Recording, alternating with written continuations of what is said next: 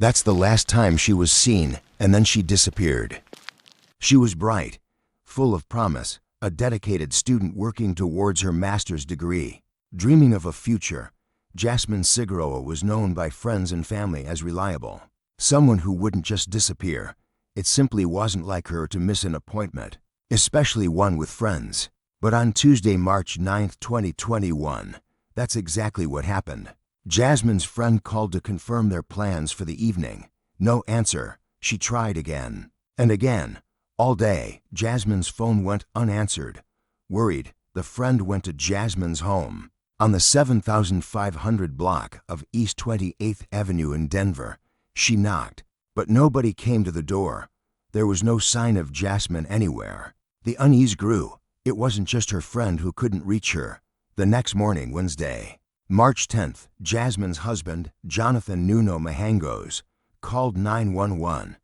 He reported his wife missing. When officers arrived, Jonathan presented a seemingly straightforward story. He told them he'd last seen Jasmine the previous morning, Tuesday the 9th, around 9 a.m. Before he left for work. He said around 10 a.m. She sent him a text message saying she was going to go out with some friends that evening. He claimed she didn't say who or where. When he returned home from work, she wasn't there. Her red Mini Cooper was parked in its usual spot in their shared garage. Her phone was also left behind. Has she done this before? An officer asked. Jonathan replied, she has gone out before. She usually comes back, or she doesn't tell me. She forgets, and she comes home. But, he admitted, it wasn't like her to be gone this long. He mentioned a friend in Colorado Springs they could try, but hadn't heard anything. He stated Jasmine hadn't seemed like she wanted to hurt herself recently, though acknowledged past struggles. Before they were married, on the surface, it was the account of a concerned husband. But investigators needed more information. They decided to speak with the neighbors. What the neighbors shared cast the first shadow of doubt on Jonathan's story. The couple living directly below Jasmine and Jonathan recalled something unusual happening.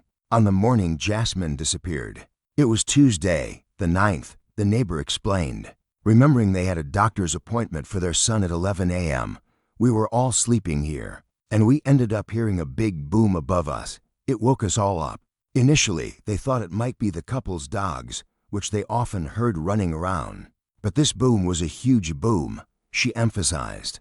Then, maybe 20 minutes later, they heard Jasmine's Mini Cooper start up. It sat idling for a while, which was normal for Jasmine, but when it pulled off, the neighbor noted, it seemed a little weird, kind of a little hesitant. It's not the usual noise. But the neighbor's observations didn't end there. They noticed strange activity with the cars later that night. Normally, Jasmine parked her Mini Cooper in their assigned garage spot, and Jonathan parked his white car elsewhere. But late Tuesday evening, around 10:30 p.m., the neighbors saw Jonathan's white car parked in the garage spot.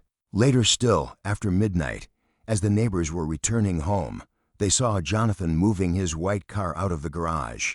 Shortly after that, they heard the distinct sound of the Mini Cooper returning. It backed into the spot, just like Jasmine always did. At the time, they assumed she had simply come home late. The neighbors also confirmed something else. Jasmine and Jonathan argued a lot. When we first moved here, you would hear them argue all the time, one neighbor said. Was it possible Jasmine had simply walked out on a turbulent marriage? Friends and family confirmed the relationship was deeply troubled. This wasn't just normal marital strife. Jasmine had confided in a close friend just days before she vanished.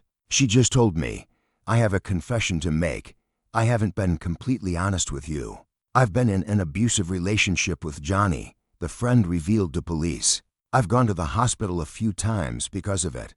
Jasmine had tried leaving him, the friend said, and apparently he had tried leaving too, but they always ended up back together. The friend admitted she hadn't grasped the full extent of the abuse, just that he would hit her. She'd actually thought Jonathan was changing, seemed more outgoing recently, and believed things might be improving. Jasmine's brother, Francisco, painted an even starker picture. He hadn't been on the best terms with Jasmine recently, precisely because of his disapproval of Jonathan. He described Jonathan as mentally and physically abusive. He recalled a specific incident about 3 or 4 months prior, likely September or October 2020.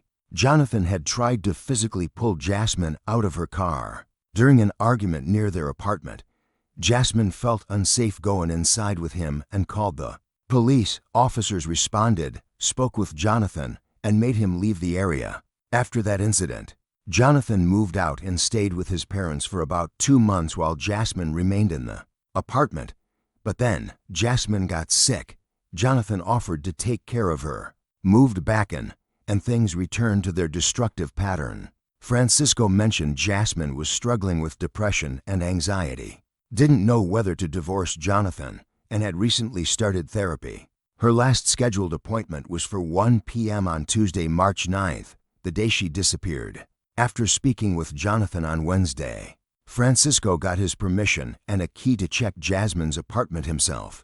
What he found only deepened his suspicion. First, he noticed all of Jasmine's shoes were gone, about 3 or 4 pairs, just vanished. Second, her beloved Mini Cooper, parked in the garage, was crooked, tilted, he described it, with the front pointing towards the left and the back end into like the other neighbor's garage. He knew his sister.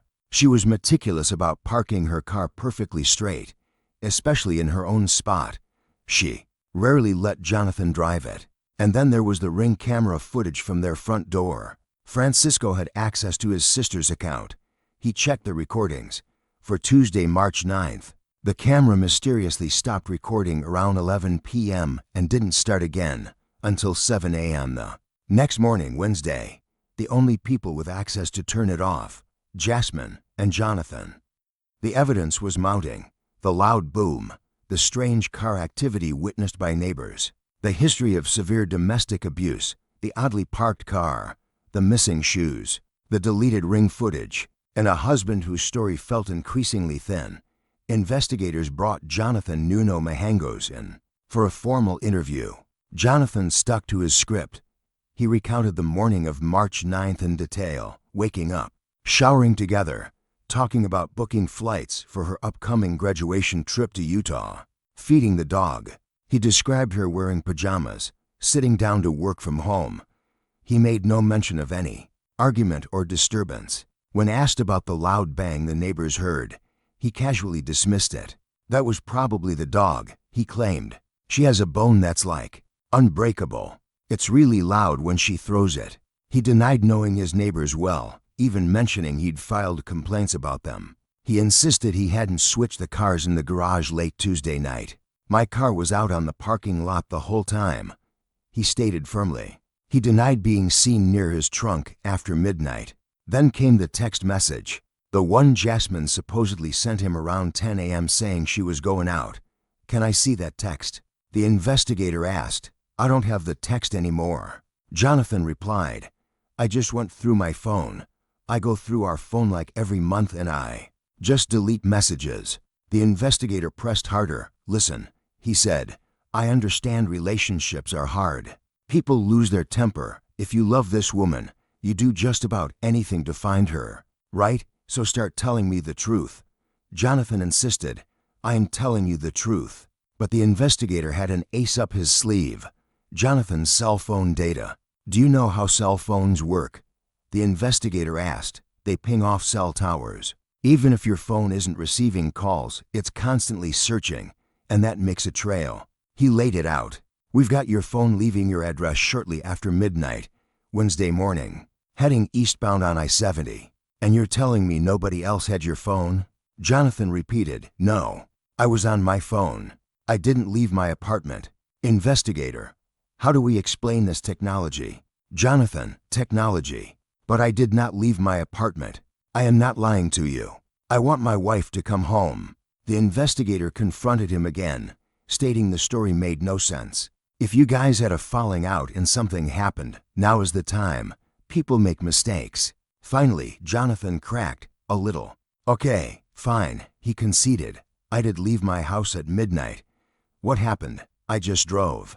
Jonathan claimed, I drove and I just drove. That's it. That's all I did. I drove. I couldn't sleep. I was worrying about her. The investigator pointed out the obvious lie. He'd denied leaving 3 times already. If I can't believe you then, how can I believe you now? He pushed for details. Where did you drive? Jonathan said he went east on I-70. How far? Tower Road, Smith Road. Jonathan mumbled. Did you stop? Yes, on Smith Road. Another lie. The investigator knew Jonathan was guessing, trying to minimize. The easy thing about the truth is there's only one version of it, he told him. The cell phone data didn't just show him driving east. It placed him specifically in a relatively remote area, East 26th Avenue and Powhatan Road, between 12 a.m. and 1 a.m. on Wednesday morning. He was there for a significant amount of time. The investigator pointed out another inconsistency. Jonathan claimed he was so worried. He couldn't sleep in their bed Tuesday night and slept on the couch instead, waiting for her. Yet, the cell data showed him returning home shortly before 1 a.m. That much I believe, the investigator said, because that's what time we have you coming back. Jonathan's story was collapsing. The location his phone pinged, East 26th and Powhatan Road, became the focus of the police search. The search began on Thursday, March 11th, but was hampered by poor light. On Friday, March 12th, search teams returned to the area pinpointed by Jonathan's own phone. There, they made the discovery everyone had feared. They found human remains. They belonged to 24-year-old Jasmine Cigaroa. The cause of death was determined to be strangulation. Jonathan Nuno Mihangos was arrested and charged with first-degree murder, assault, tampering with a deceased human body, and abuse of a corpse. Throughout the investigation and his eventual trial in 2024, Jonathan maintained his innocence. He never admitted to killing his wife, but the evidence against him was overwhelming. The neighbor's testimony contradicting his timeline, the documented history of abuse, the suspicious actions observed by Jasmine's brother, the deleted ring footage, and critically, the cell phone data placing him at the exact, remote location where Jasmine's body was hidden in the dead of night. The jury saw through the lies. They found Jonathan Nuno Mihangos guilty of first-degree murder. He was sentenced to life in prison without the possibility of parole. He will likely never see freedom again. There's nothing that can bring Jasmine back. Nothing that can undo the tragedy of a vibrant life cut short by violence hidden behind closed doors, but perhaps the certainty that her killer will remain behind bars brings some small measure of peace to those who loved her, those left to mourn a future that was stolen. The story of Jasmine Cigaroa is a heartbreaking reminder of the devastating reality of domestic violence and the calculated deception that can mask unspeakable acts. Remember Jasmine.